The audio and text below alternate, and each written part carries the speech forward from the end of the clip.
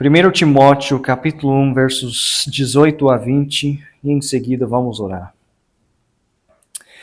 Paulo, escrevendo para Timóteo, ele diz: Este mandamento te dou, meu filho Timóteo, que, segundo as profecias que houve acerca de ti, milites por elas boa milícia, conservando a fé e a boa consciência, a qual alguns, rejeitando, fizeram naufrágio na fé. E entre esses foram Himeneu e Alexandre, os quais entreguei a Satanás, para que aprendam a não blasfemar. Ó Deus Santo,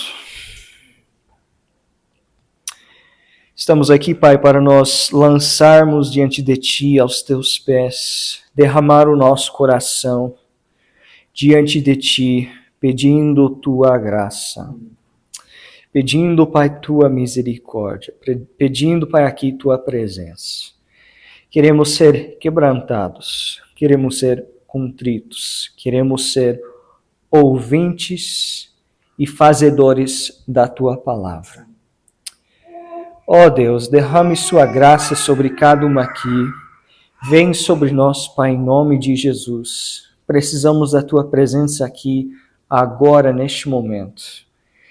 Coloca nos nossos corações, Pai, reverência para a Tua palavra. Em nome de Jesus. Amém. Bem, confesso a vocês que eu sinto muito fraco nessa pregação. Na última pregação nós vemos como Jesus transforma. Algo lindo, algo bela. A história de Paulo, como ele era perseguidor da igreja, maltratava a igreja, de ser príncipe dos pecadores por causa daquilo que ele fazia. E nós vemos como ele foi transformado.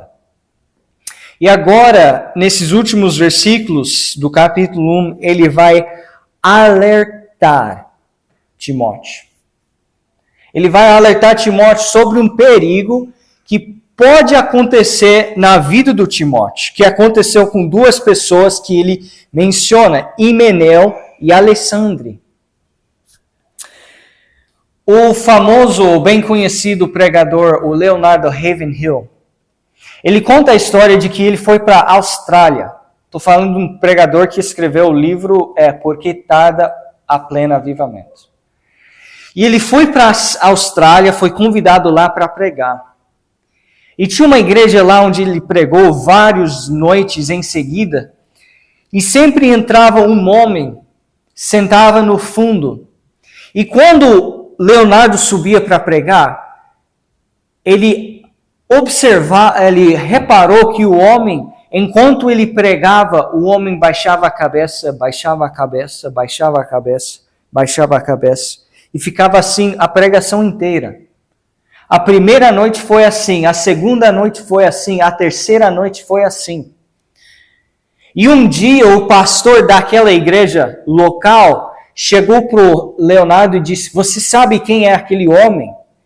E ele respondeu: "Não, mas eu reparei como ele age no culto. Quando eu estou pregando, ele olha para mim, e quando eu começo a pregar, ele baixa a cabeça, baixa a cabeça, baixa a cabeça, fecha os olhos e fica lá e sai daquele jeito."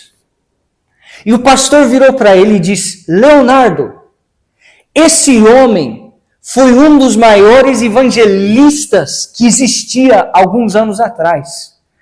Aonde ele ia, pessoas se convertiam a Jesus. Houve mudança, houve transformação, houve milagre. Mas ele adulterou, caiu no pecado. A operação do Espírito Santo na vida dele acabou.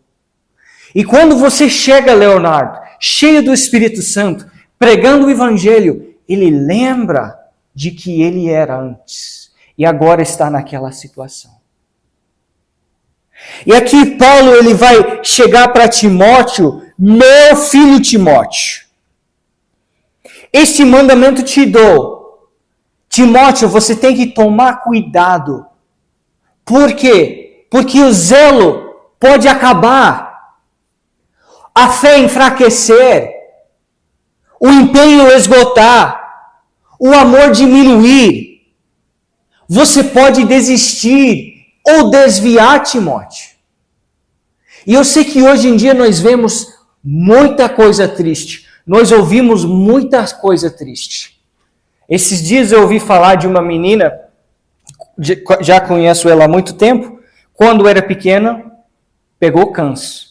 E depois de muito tratamento, luta, muito tempo no hospital, ela conseguiu melhorar. Muita oração, ela foi curada. Aí esses dias me falaram, não, ela está ficando fraca de novo. Não come como antes. Não tem a energia que tinha antes. Parece que o câncer voltou. Agora os pais têm que lidar com uma filha com câncer. Se pegar a segunda vez, talvez a morte.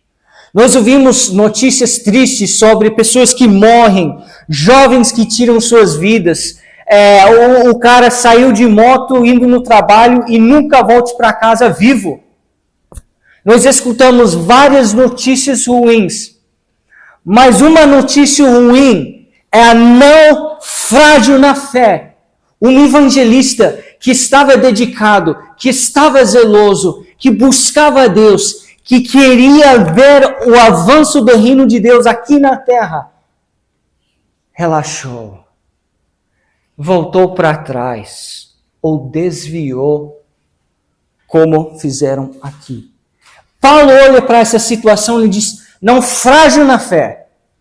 E ele sabe do que está falando, porque ele experimentou 3 naufrágios, e uma noite e um dia no abismo, em 2 Coríntios capítulo 11. Consegue imaginar aquela cena quando ele está indo para Roma, e ele sofre um naufrágio? O vento e as ondas, e os raios, e o trovão, e aquela mar, aquela tempestade, o barco para lá e para cá, e os pregos soltando, e a madeira do navio quebrando, e as pessoas pulando para dentro do mar, pegando pedaços de madeira, tentando chegar na ilha. Já numa cena física, já é assustador. Mas aqui ele está dizendo, homens que fizeram naufrágio na fé.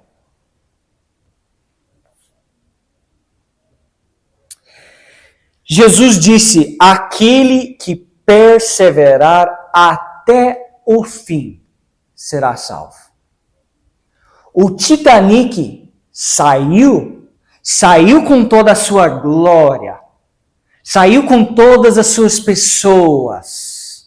O navio saiu e as pessoas aplaudindo, saiu com força, saiu com velocidade, mas não chegou no seu destino. Está lá no fundo do mar até hoje, naufrágio. E não adianta nós começarmos a gente avançar até um certo ponto e desviar ou fazer naufrágio. Quem perseverar até o fim, este será salvo. Do mesmo jeito que o Titanic saiu, era para continuar e chegar no destino. E Paulo ele está escrevendo para Timóteo, querendo alertar ele. Timóteo, toma cuidado. Você lembra de Himeneu? Você lembra de Alexandre? Timóteo, eles são exemplos.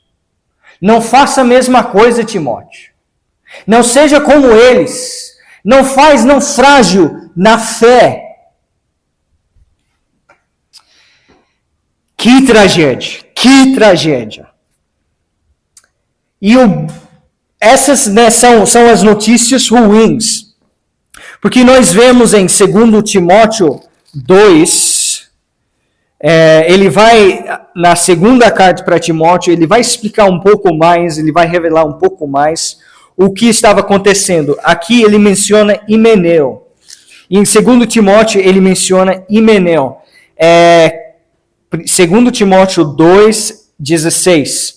Mas evita os falatórios profanos, porque produzirão maior impiedade, e a palavra desses roerá como gangrena, entre os quais são Himeneu e Fileto, os quais, olha o que aconteceu, se desviaram da verdade, dizendo que a ressurreição era já feita, e perverteram a fé de alguns. Todavia, o fundamento de Deus fica firme, tendo este selo. O Senhor conhece os que são seus, e qualquer que profere o nome de Cristo, aparta-se da iniquidade. Qual que é a iniquidade aqui? Fornicação?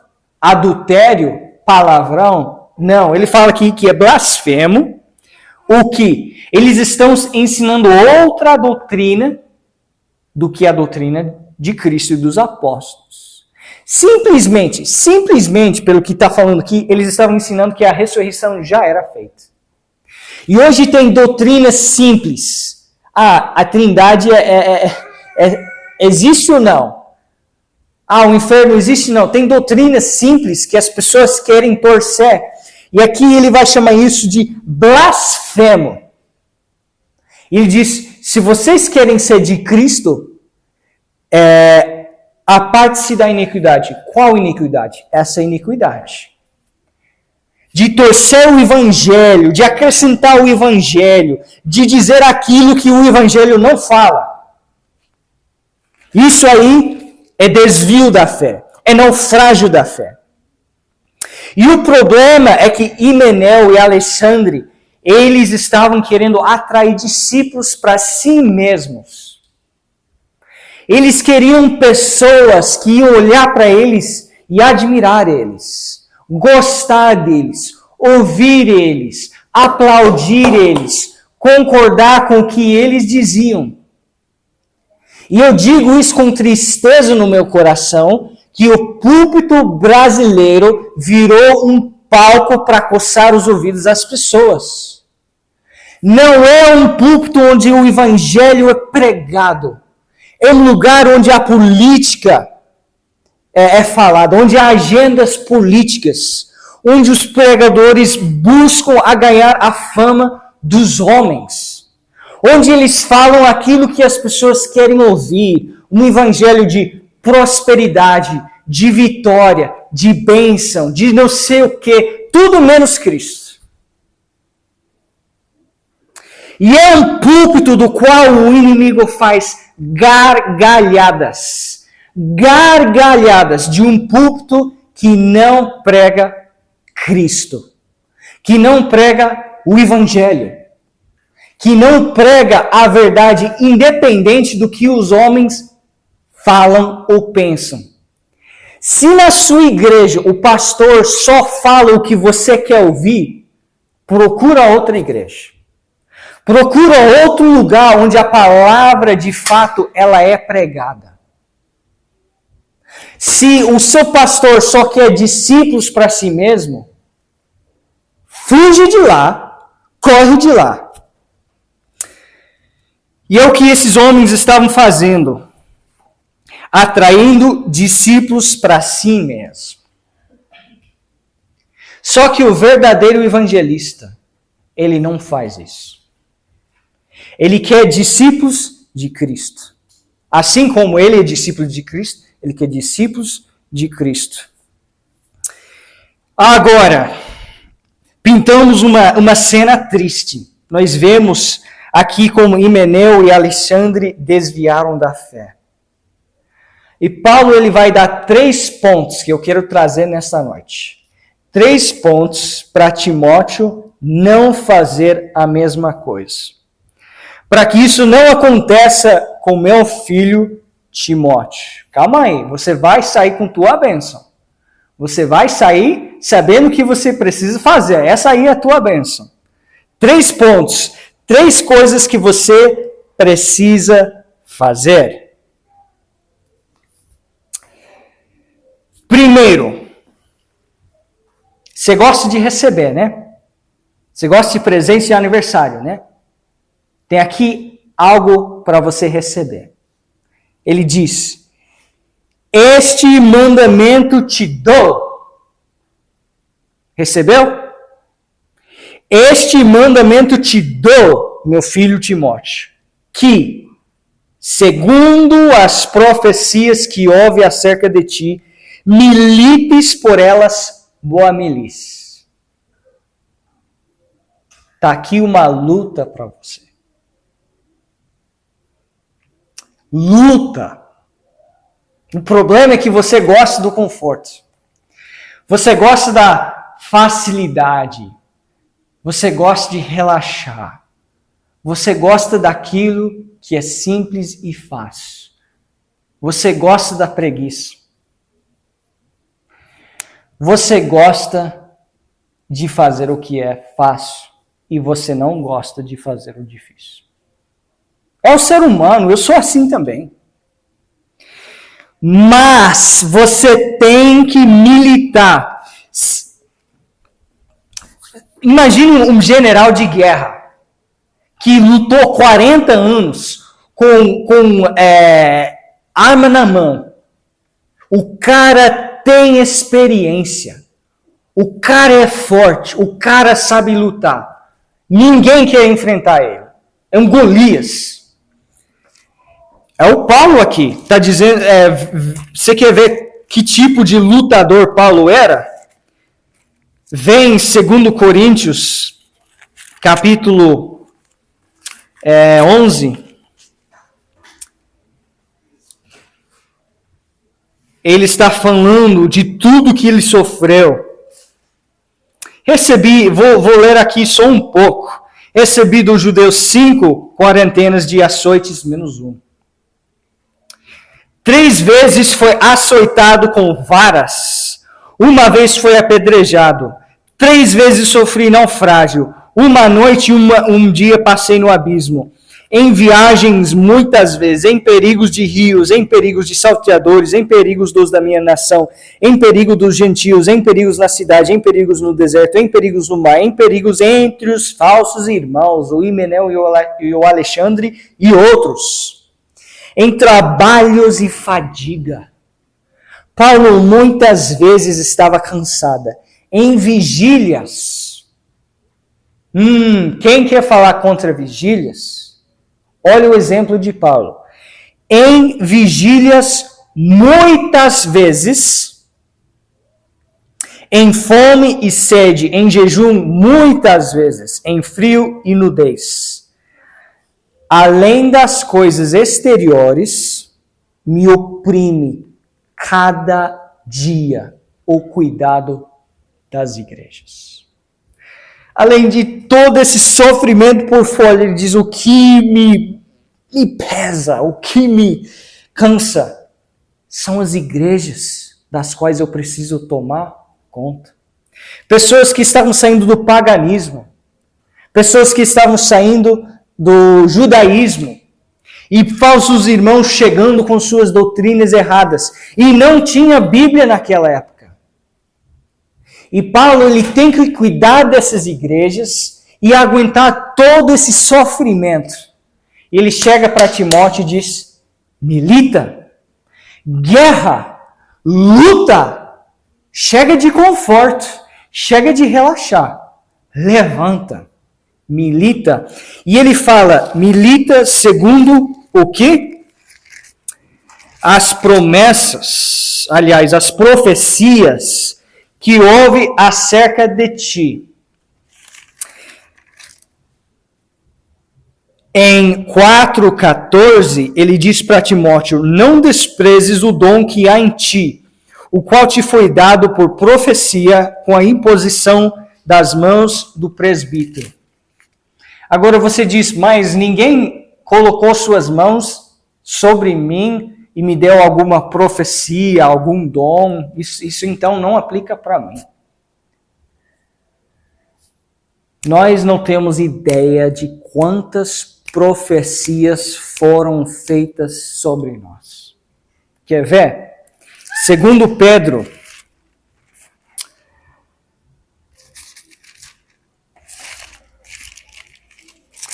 aliás, 1 Pedro. 1 Pedro, capítulo 1, verso 10. da qual salvação inquiriram e trataram diligentemente os profetas que profetizaram da graça que vos foi dada.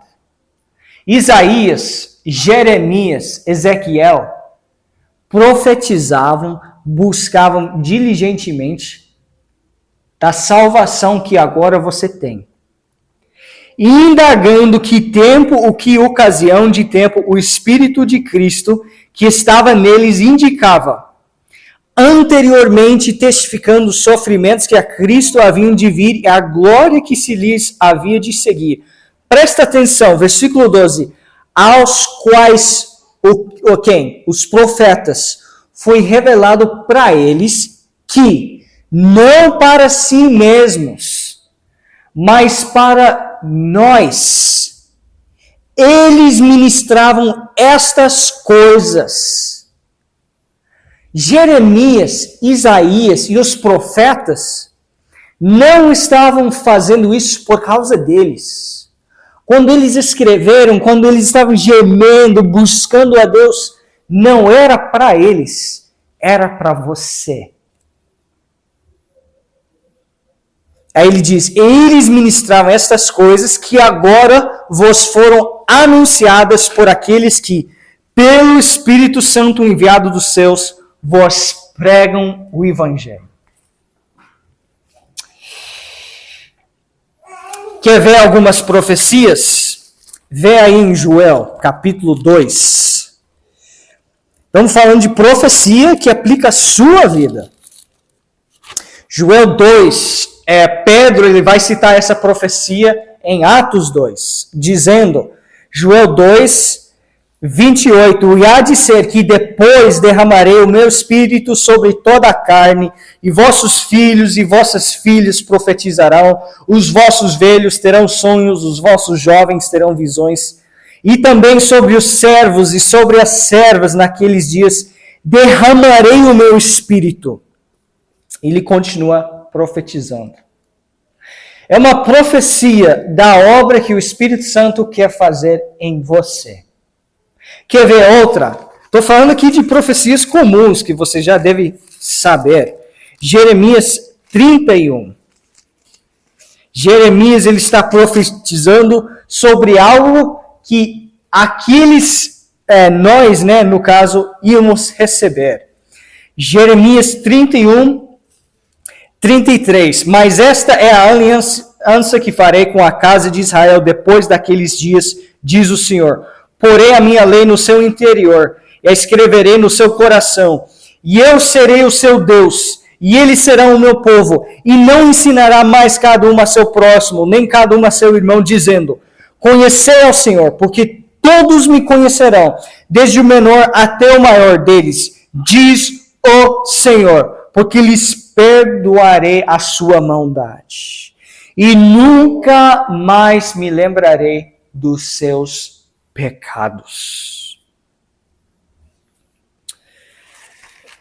Tem muitas profecias sobre sua vida.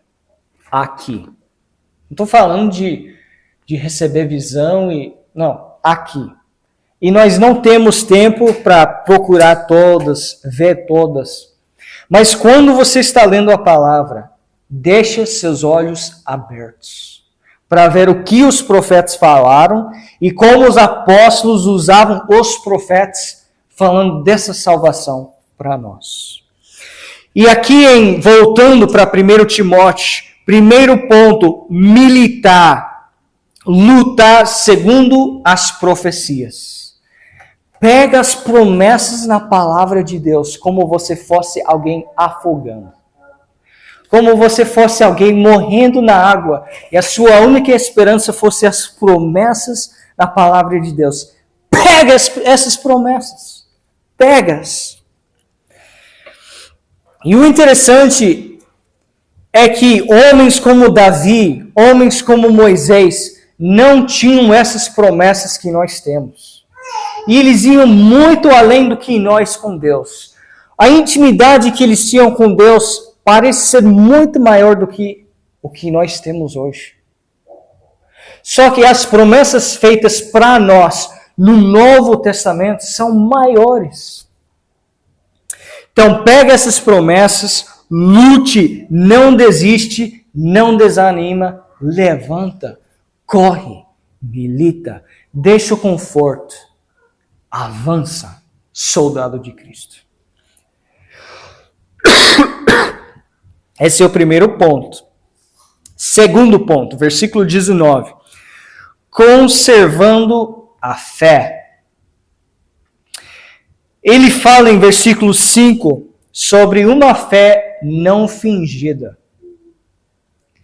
Toma cuidado que você não finge uma fé que você não tem. A fé pode ser fingida. E ele aqui vai dizer para Timóteo, você precisa conservar a sua fé.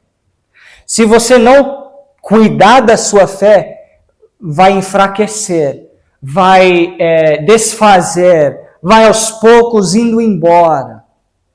E assim como um casamento, se você não conservar o casamento, se você não conservar o relacionamento, aos poucos vai indo embora e quando você acorda tem problemas no casamento que agora você tem que correr e lutar e orar e investir para voltar a ter o mesmo relacionamento que você tinha lá no dia do seu casamento. E é o que ele está falando aqui com a fé.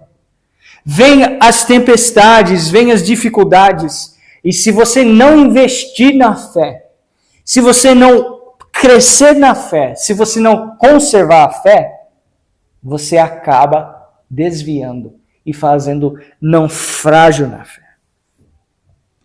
Então, primeiro ponto, militar segundo as profecias, segundo as promessas. Segundo ponto, conservar a fé. Terceiro, conservar a boa consciência, a qual alguns rejeitando. Lembra quando Paulo ele foi para Roma de navio? Aí chegou lá num ponto, ele fala pro capitão, precisamos parar aqui. Ele falou claramente, precisamos pousar aqui, não podemos sair, senão algo ruim vai acontecer. Aí diz, não sei o que, e sai. E acontece aquele naufrágio. Nossa consciência é como Paulo. Vem falando, vem conversando, dizendo, não faça. Não é assim. Não é para ser assim. E através da palavra e do Espírito Santo, nossa consciência fala. Assim como Paulo ele foi para o capitão e falou, nossa consciência fala. Não faz, faz. E se nós damos atenção, se nós escutamos, se nós conservamos essa boa consciência, não haverá naufrágio na fé. Assim como o capitão, se ele tivesse prestado para Paulo, assim, Paulo, tem razão, vamos parar aqui, esperar a primavera, esperar o verão para ir para Roma, daria tudo certo. Preserva a sua consciência. O interessante é que ele fala rejeita. Ele não diz silenciar. Ele fala rejeita. Ou seja, a consciência vem falando. Pode ter certeza. E você vai ter que falar, não, eu rejeito. Eu recuso. Eu vou tomar essa escolha em vez de ouvir a consciência. Conserva a boa consciência diante de Deus.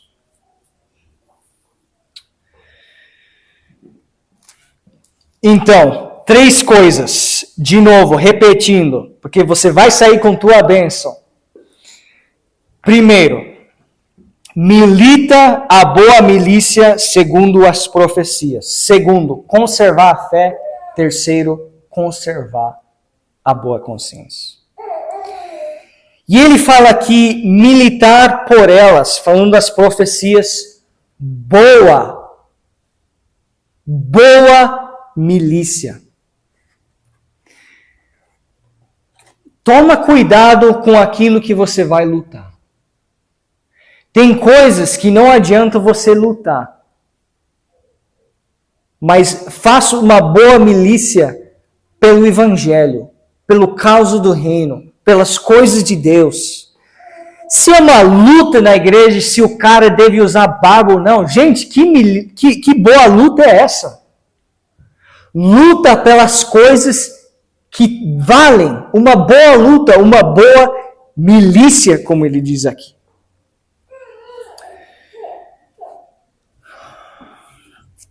Em 1 Timóteo 4,16, ele fala: tem cuidado de ti mesmo.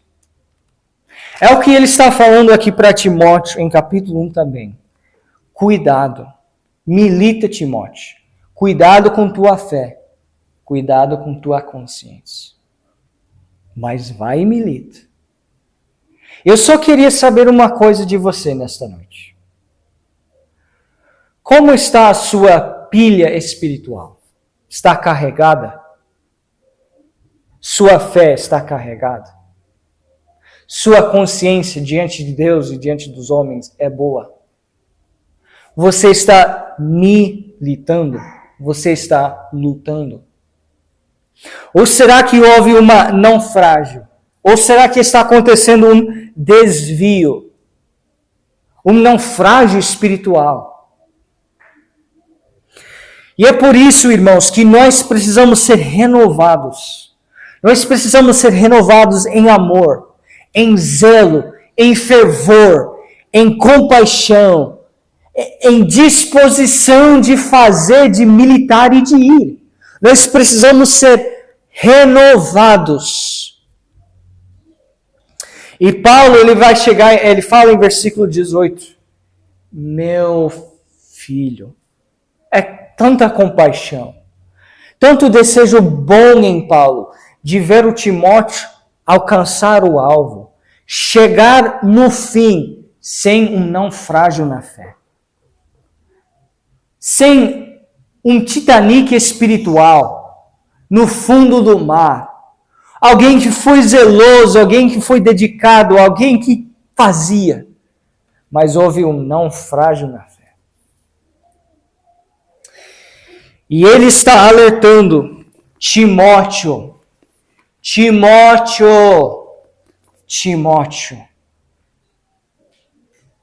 Lembra o que aconteceu com Alexandre? Lembra o que aconteceu com Himeneu? Não deixa isso acontecer com você. Não deixa isso acontecer com você, Timóteo. Não precisamos de mais um naufrágio na fé, Timóteo. Conserva a fé, a boa consciência e milita a boa milícia. Porque aquele que perseverar até o fim, este será salvo. Vamos orar.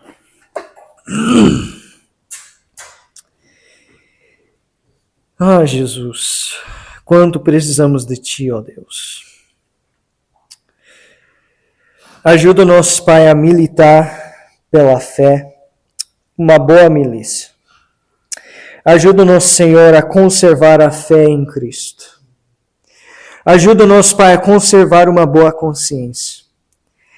Renova, Senhor, a nossa dedicação. Renova, Senhor, o nosso zelo. Renova o nosso espírito. Aqui nós clamamos, Senhor, em pobreza, em necessidade, Pai. Escute os nossos rogos. Dá a nós, Pai, a sua atenção. Olha para nós, Senhor. Dai-nos os teus ouvidos, Pai. Queremos clamar a Ti de coração e rogar, Senhor, uma renovação de espírito, uma renovação de nossa mente, uma renovação de fervor e zelo. Dai-nos, Pai, uma compaixão pelas almas. Ensina-nos, Pai, como pregar. Ensina-nos, Pai, como persistir. Ensina-nos, Pai, como ir. Ensina-nos, Pai, como fazer para Tua glória e honra. Porque só Tu és digno. A Ti oramos, Pai, em nome de Jesus. Amém.